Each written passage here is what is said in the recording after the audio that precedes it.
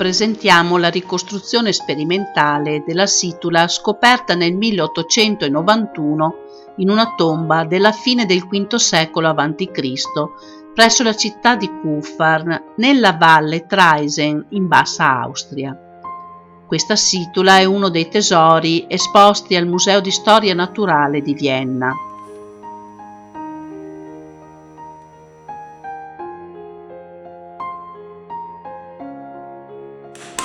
Il lavoro di archeologia sperimentale ripercorre fedelmente le fasi di produzione dell'antico artigiano, ossia l'esecuzione di un progetto preliminare, la decorazione a cesello, l'incisione e lo sbalzo, la sagomatura del ventaglio piano per produrre un tronco di cono.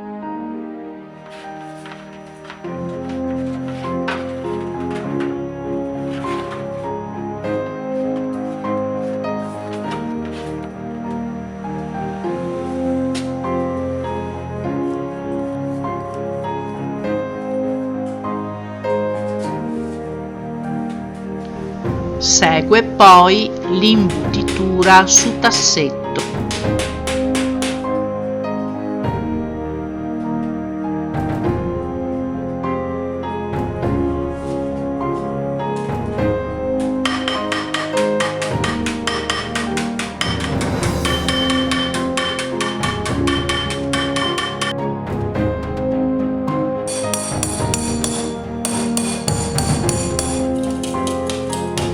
La costruzione del fondo, delle anse e del manico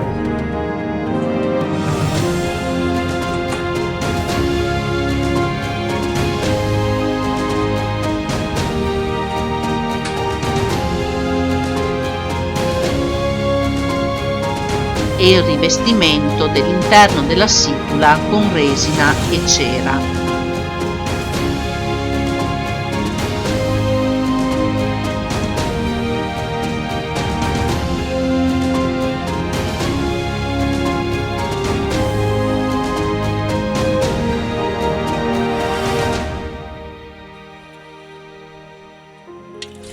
Alla fine della lavorazione la situla di Kuffarn poteva contenere fino a 5 litri di vino o birra ed essere esibita e ammirata nel Simposio dei Principi Veneti.